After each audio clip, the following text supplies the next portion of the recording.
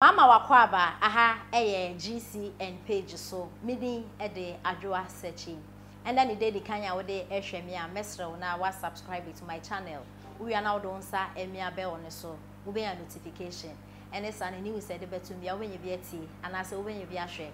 ewo GCN page ha Komenda hene na ne mpanifo akwako ho his excellency na Addo Akufo-Addo ede akoto nanim se omo panana do chew say Komenda eye sugar factory ehonsem aye bebre e wo Ghana ha no no eye ampa se factory no esi wone mum no enye adwuma senye na NDC fo no omo eka no enti omo epa his excellency na Addo Akufo-Addo Ghana man panin chew say ombra na ombedua omwa no mundua ahwere se na be yo metumi ede aye sugar na sugar ye mra ede efri emiamia so no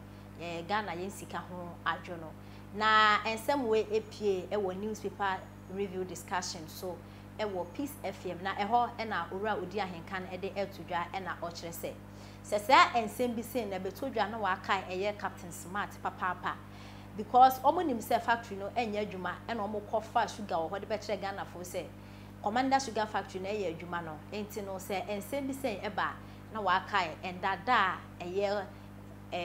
Captain Smart edada Ghana for ewabra NDC focus say omo ewie factory no na omo be produce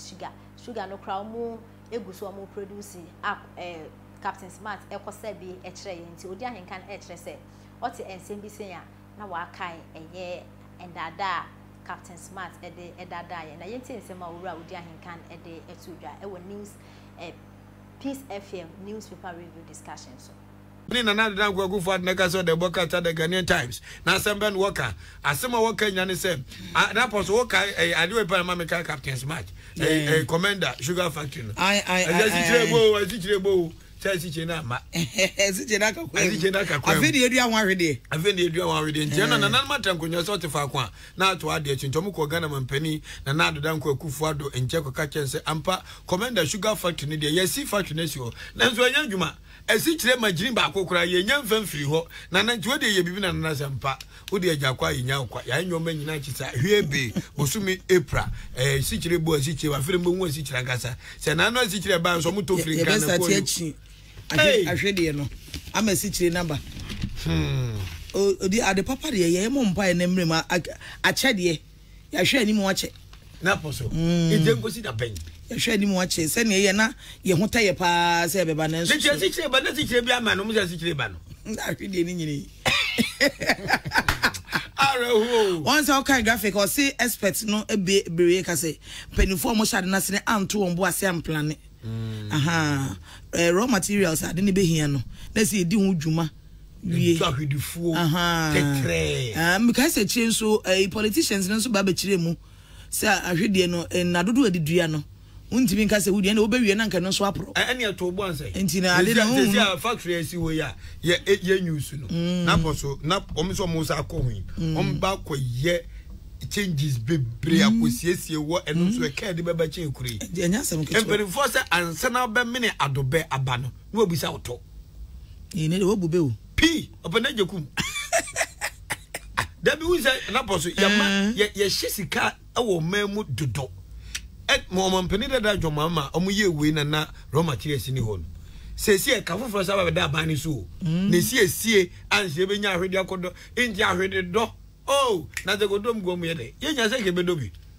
ade ni se be ba o si Isaac mu ye de kamini ni ye bedo ahwede ni bi sama sama na feature o mini ye duadu Isaac do so se ke mo na be ti bi hwan ntimi enam ni ho koe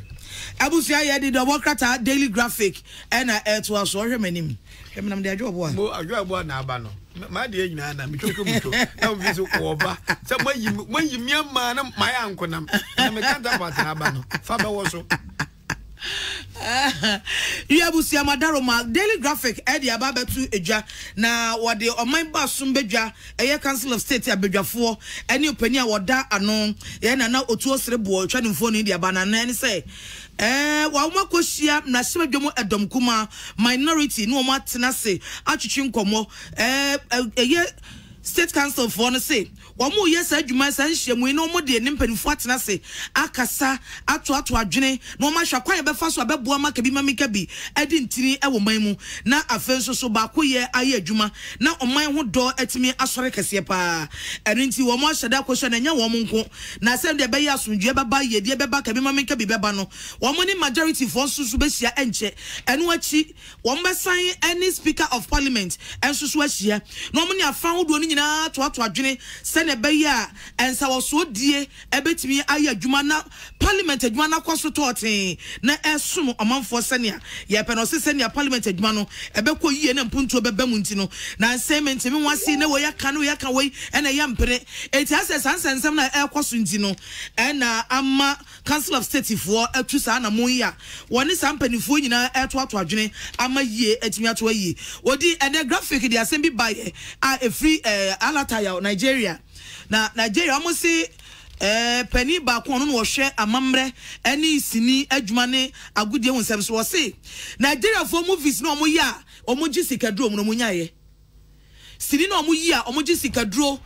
rituals ewom na wo bi kumri pa na blood money wakwaji sika wo si amankrofo tu sikadro wo Nigeria omo nya so ye chom ne bi so ye hwe movie ni ehu ye oyiwa enti se sini no anu omo tutuo na obi awia kete ne sika esiri kwachi ne agya no ne agye ne sika ne obi tu sika wakwagina wadi ase ne wo tu sika se ya sikadro no gye ye wo se sare no omo ba be sini nyina no kwan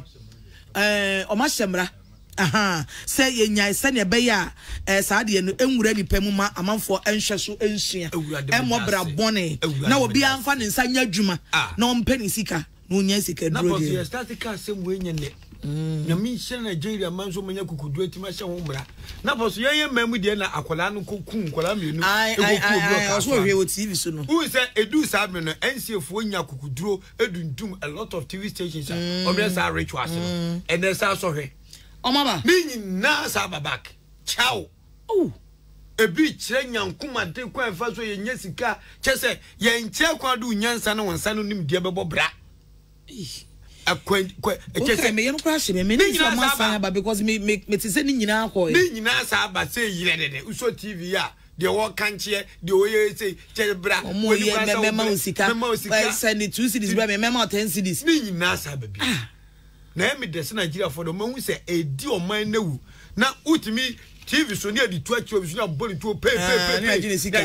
ade acha ni afra ne se chairman for the ase okoduna wa ani aye fra se wo to sika sa okodu ni de ma na odi ahwehwe ne ntuma kokko ase ho na wa atwe se kan no aye me sada mi sada na dam wa bi na samo no dam da papa no so won to wa sana na say I did the 2022 so we go in nomination na we'll call you new party executive, sir. Then they can choose to change him. But right now,